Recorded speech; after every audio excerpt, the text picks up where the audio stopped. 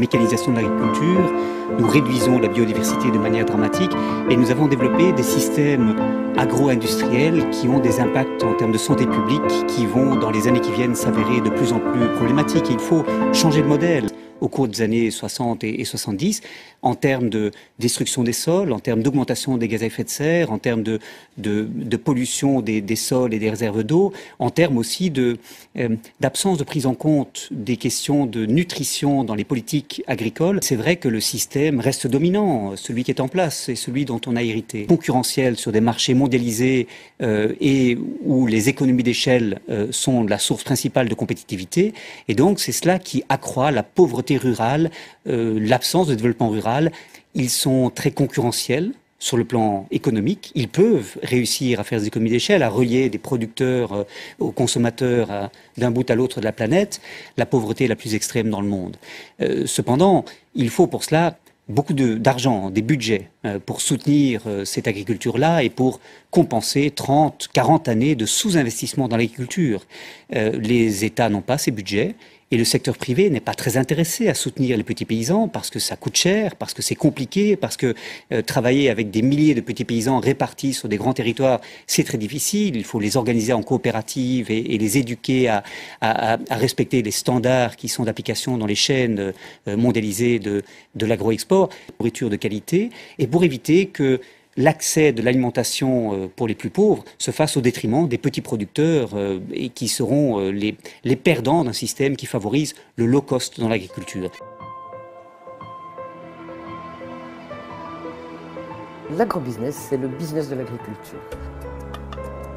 Donc en fait, c'est tout ce qui tourne autour de la production alimentaire, que ce soit en amont, donc ça veut dire au niveau des semences, au niveau des intrants, au niveau des fertilisants, produits chimiques de toutes sortes, au moment de la production et puis de la transformation des aliments. L'agrobusiness cultive sur des surfaces énormes, donc ça veut dire qu'il est énergivore pour tout ce qui est des ressources naturelles, mais il est peu pourvoyeur d'emplois. Donc ça veut dire que tous les petits paysans qui se voient confisquer les terres pour les firmes de l'agrobusiness n'ont d'autre choix que de devenir, pour certains, mais une minorité, travailleurs sur ces terres, ou alors sont expulsés, s'en vont vers les villes, grossir les bidonvilles, etc.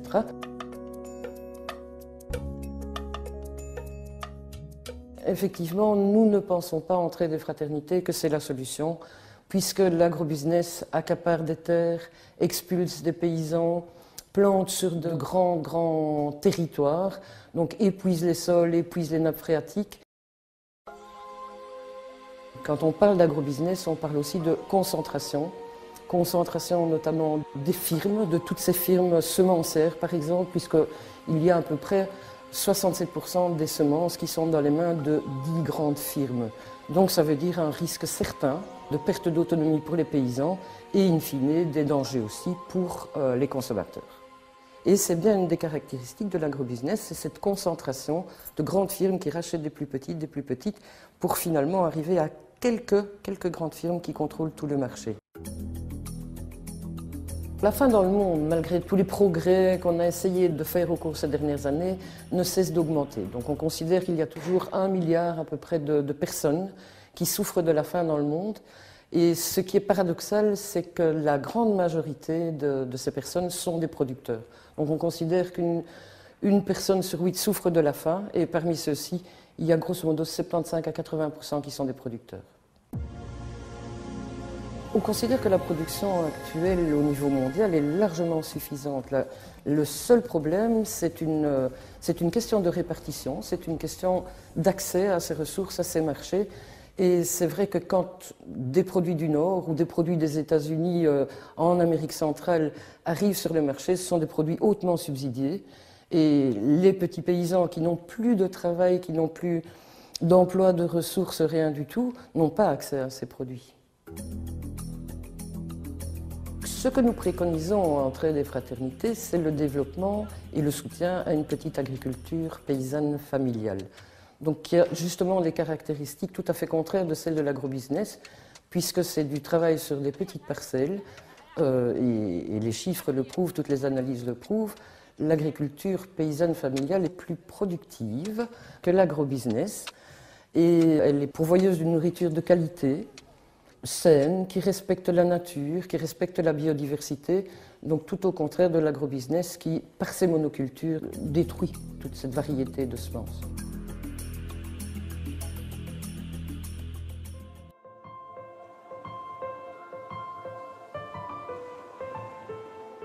Les saisons vont-elles un jour disparaître? Le GIEC, pour groupe d'experts intergouvernemental sur l'évolution du climat, a rendu son rapport aujourd'hui, c'est le 5e du genre. Il insiste une nouvelle fois sur le réchauffement climatique et la dangereuse montée des mers et des océans. Bonsoir David Lefort. On va tenter d'y voir plus clair. Le rapport est très alarmiste. Vous confirmez que l'homme, c'est-à-dire nous, est en première ligne ? Effectivement, à la fois pour les effets, mais aussi pour les causes. 95% aujourd'hui des experts du GIEC sont d'accord sur ce point. Un élément de preuve, je vous propose de voyager dans le temps, Marie. On va remonter ensemble, si vous voulez bien, jusqu'en l'an 1000. Regardez ici, cette courbe, c'est celle de la concentration en CO2 dans l'atmosphère. Le CO2, c'est le dioxyde de carbone. On va suivre cette courbe. Regardez, elle fluctue tout doucement jusqu'au moment où on va commencer dans nos industries à brûler pour la production du charbon et du pétrole. L'an 1800, regardez ici, l'ère industrielle. Et ensuite, eh bien, cette courbe va devenir exponentielle. La concentration du CO2 dans l'atmosphère, regardez, atteint des sommets. Alors, sans mauvais jeu de mots, le CO2, c'est le moteur du réchauffement climatique. Et ce que nous disent aujourd'hui les chercheurs du GIEC, c'est que si on ne réduit pas nos émissions de CO2, voici, selon 4 scénarios, ce qui pourrait se passer. Les températures de la Terre vont se réchauffer de manière globale de 0,3 degrés jusqu'à 4,8 degrés. Et effectivement, il y aura des disparités locales. Oui, alors ça, d'accord pour les températures, mais quoi d'autre ? La fonte des glaciers et par exemple aussi la hausse du niveau des océans. Là aussi, 4 scénarios avec un pronostic, on va dire, modéré de plus 26 cm jusqu'à 82 cm. Et il y aura des impacts certainement beaucoup plus importants, notamment aux tropiques. Merci beaucoup David. D'ailleurs, en France, on commence par endroits à voir les effets de cette montée des eaux. Le meilleur exemple, c'est en Gironde qu'on le trouve. Les dunes sont de plus en plus attaquées par l'océan. Florence Bouquilla avec notre bureau à Bordeaux. La vague lèche le sable, ou plutôt elle l'avale. Sur cette plage de Gironde, l'océan est gourmand. Il avance un peu plus chaque année.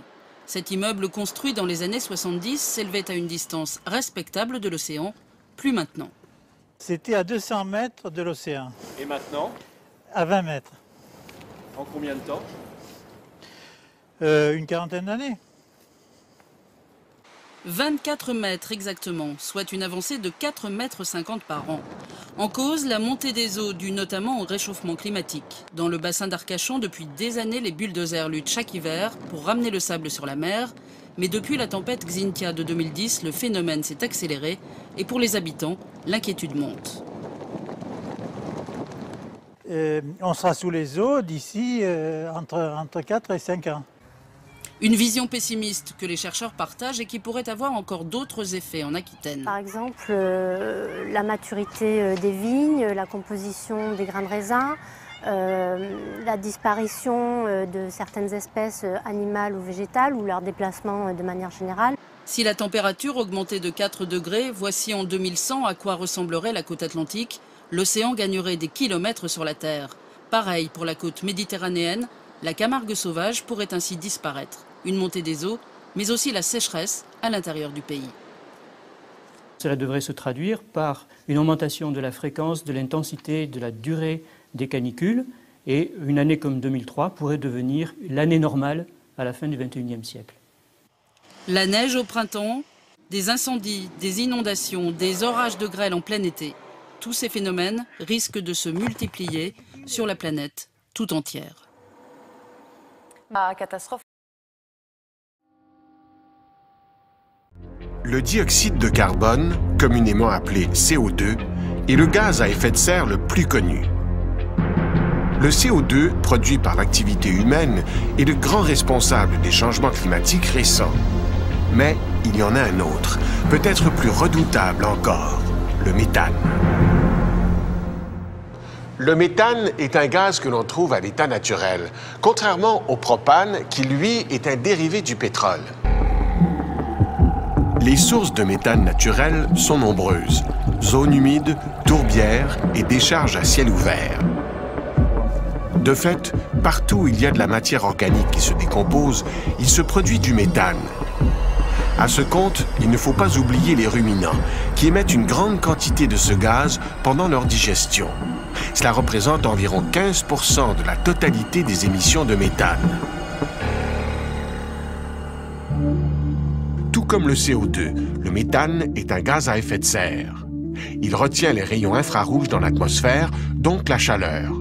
Le problème, c'est que le méthane est un gaz à effet de serre 20 fois plus puissant que le CO2.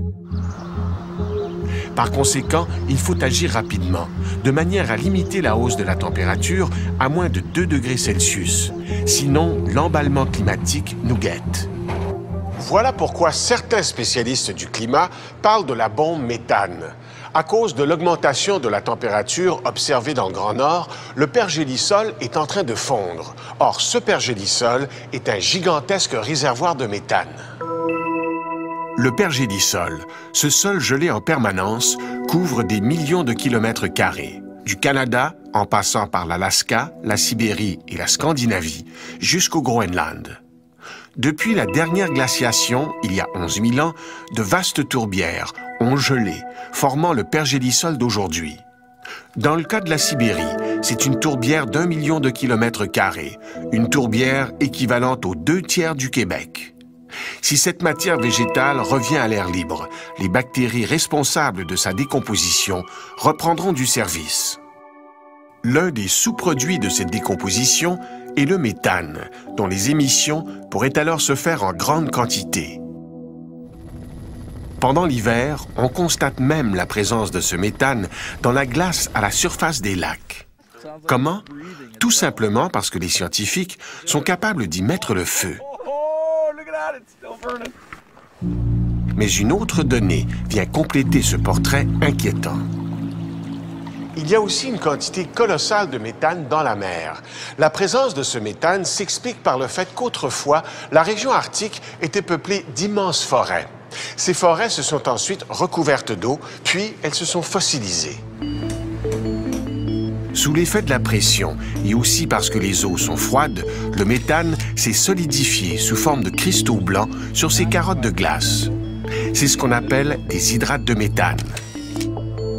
Les quantités d'hydrates de méthane stockées sur les fonds marins dépasseraient en importance la totalité des réserves mondiales connues de charbon, le combustible le plus abondant sur la planète. Mais l'eau dans l'Arctique commence à se réchauffer et le pergélisol marin à ramollir. Ce modèle réduit illustre ce qui se passe quand les cristaux fondent. Le méthane reprend son état gazeux et remonte vers la surface. Le phénomène se produit à grande échelle partout dans l'Arctique. Ce sont les Suédois qui ont fait cette remarquable découverte dans la mer de Laptev, à l'est de la Sibérie. Les bulles de méthane remontent la colonne d'eau et viennent éclater à la surface. Le fait de devoir ajouter le méthane marin au méthane terrestre fait frémir les scientifiques, car il va falloir maintenant intégrer ces nouvelles données au modèle climatique. Les conséquences peuvent être sérieuses, car le pergélisol contient des quantités de méthane évaluées à 16 000 milliards de tonnes. Comme les quantités en jeu sont colossales, il pourrait alors se créer un puissant cercle vicieux. Plus de méthane veut dire encore plus de gaz à effet de serre dans l'atmosphère, et donc augmentation de la température. Résultat, une pression accrue sur un climat déjà bouleversé.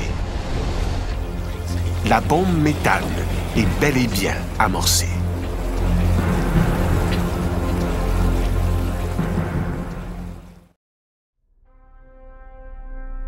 Voici la Terre. Elle est bleue, elle est ronde,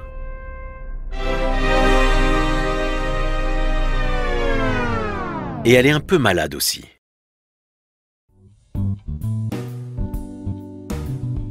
De nos jours, on peut identifier deux problèmes majeurs, le changement climatique et la faim dans le monde. Bon, entre nous, on ne va se concentrer que sur le premier, parce que si le second nous intéressait vraiment, on l'aurait résolu depuis un bon moment. Donc, notre réchauffement climatique, on le doit à quoi exactement? Notre principal suspect, c'est le CO2, ou gaz carbonique.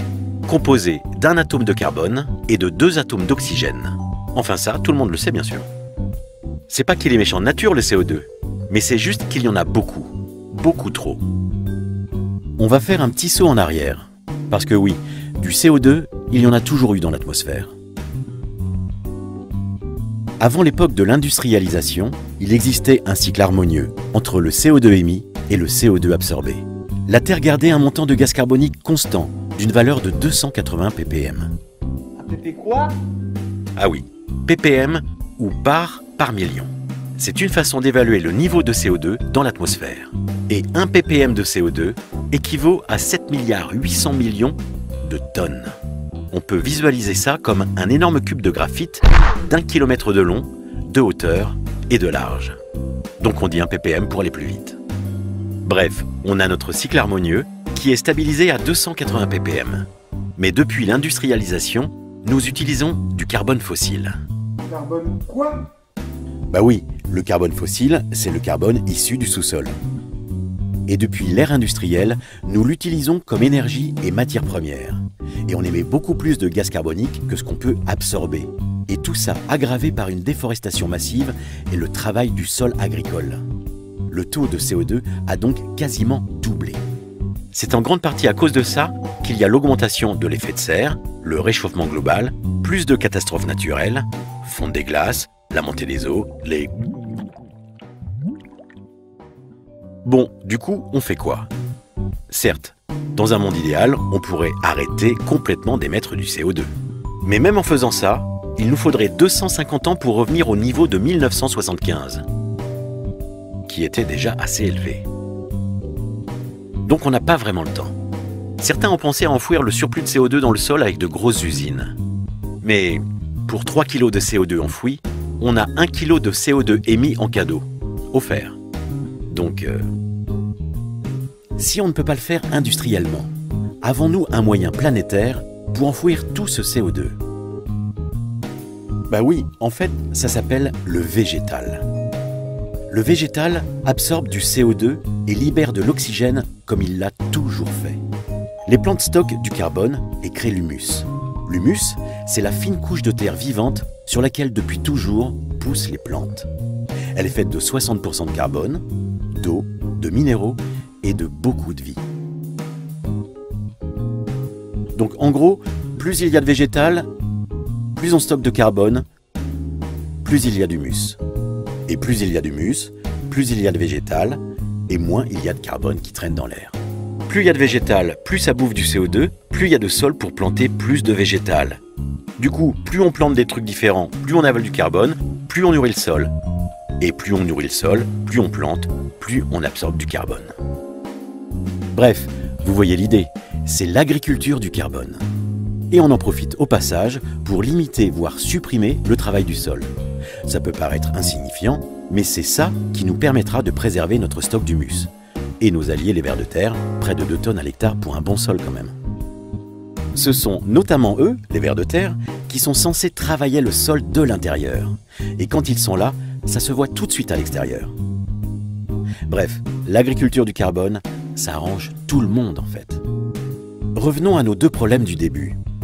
Si en plus de réduire nos émissions de CO2, nous décidions collectivement de pratiquer cette forme d'agriculture sur l'ensemble des surfaces cultivées de la Terre, alors nous pourrions progressivement limiter puis enrayer le changement climatique. Et pour info, cette agriculture, c'est aussi la seule façon de produire durablement en quantité partout dans le monde, pour nourrir l'ensemble de l'humanité, aujourd'hui et demain, sur la seule planète qu'on a. Et voilà, ça paraît simple quand même, non? Si la chair est faible, ses impacts sont forts. 318,7 millions de tonnes. C'est la quantité de viande produite dans le monde en 2015 grâce aux 66 milliards de bêtes que nous élevons chaque année. 26% de plus qu'en 2003, il y a 12 ans. En 2013, le lait de vache, la viande de porc, de bœuf et de poulet étaient 4 des 5 produits agricoles les plus vendus dans le monde, cumulant un total de 679 milliards de dollars. Un sacré festin. Entre 1970 et 2014, dans le monde, la consommation moyenne de viande par habitant est passée de 28,7 kg par an à presque 43 kg par an. Mais l'appétit n'est pas le même partout. Quand on avale 33,7 kg par an dans les pays en développement, le total monte à plus de 76 kg par an dans les pays développés, plus du double. Et ce régime carné a quelques légers impacts. Avec plus de 7 gigatonnes d'équivalent CO2 émis par année, l'élevage représente 14,5% des émissions de gaz à effet de serre liées aux activités humaines, plus que les émissions directes du secteur des transports. Les bovins sont incontestablement les champions toutes catégories. En 2010, que ce soit pour leur viande ou leur lait, ils cumulaient à eux seuls 80% des émissions pour seulement 29% de la demande en viande mondiale. Pourtant, pour nos organismes, manger du bœuf n'est pas franchement rentable. Seuls 5% des protéines ingurgitées par la bête au cours de son existence se retrouvent dans nos assiettes. Pire, la consommation excessive de viande rouge aggrave les risques de diabète et de maladies cardiovasculaires, deux pathologies qui représentent à elles seules 30% des décès sur la planète. Selon l'OMS, la surconsommation de viande transformée comme le jambon ou les saucisses pourrait même s'avérer cancérogène. Nourrir nos steaks sur pâte demande aussi de l'espace. 75% des terres agricoles du globe sont dédiées à faire pousser la nourriture de notre cheptel mondial, alors que porc, bœuf, poulets et autres animaux ne fournissent que 8% des calories et moins de 18% des protéines que nous mangeons annuellement. Seuls 4% du soja mondial est consommé par des humains. Ces mêmes cultures de soja qui sont responsables de 91% de la déforestation amazonienne. Mais ce n'est pas tout. Il faut 15 500 litres d'eau pour produire 1 kg de viande de bœuf. L'élevage représente 8% de la consommation mondiale d'eau. Là encore, majoritairement pour faire pousser les fourrages qui viendront garnir les auges. Histoire de boucler le cycle naturel, après digestion, les déjections des élevages intensifs finissent souvent par polluer les sols et les eaux alentours, notamment à cause des nitrates. Mondialisation oblige, l'élevage s'industrialise et ça vient de loin. Au début du XXe siècle, à Chicago, l'organisation à la chaîne dans les abattoirs permettait de tuer, éviscérer et découper une vache en 15 minutes. 12 millions de bêtes étaient ainsi avalées chaque année, une mécanique bien huilée qui inspira Henry Ford. En suivant l'exemple des abattoirs, il instaura le Fordisme dans ses usines automobiles. Aujourd'hui, en France, 95% des porcs sont élevés sur caillebotis dans des bâtiments clos, le mode d'élevage porcin le plus répandu au monde. Et pour avoir des fermes intensives de porcs, il faut des fermes intensives de truies. Depuis 2011, à Trébivent, dans les Côtes-d'Armor, une maternité de 883 truies fait naître 23 000 porcelets par an. Une miette, comparée aux 100 millions de porcs et 10 millions de truies achetés par la Chine, le premier importateur mondial entre début 2014 et mi-2015. Qu'elles accueillent des porcs ou des volailles, la promiscuité des fermes industrielles fait aussi la joie des bactéries. Et comme il vaut mieux prévenir que guérir, les animaux sont gavés d'antibiotiques. En 2009, le bétail américain en a reçu 13 000 tonnes, soit 80% des antibiotiques consommés dans le pays. Mais à force, les bactéries déjouent les pièges. En 2014, sur un échantillon de 100 pièces de dinde et de poulet examinées en France, 1 sur 4 contenait des bactéries Escherichia coli. 64% de ces bactéries étaient résistantes à nos antibiotiques. Une brèche dans notre propre immunité. Bien joué. Longtemps signe de richesse, la viande, en se démocratisant, s'est aussi industrialisée. Aujourd'hui, notre appétit excessif de carnivores grignote la planète et commence à créer de sérieux risques sanitaires. C'est peut-être le moment de revoir nos menus.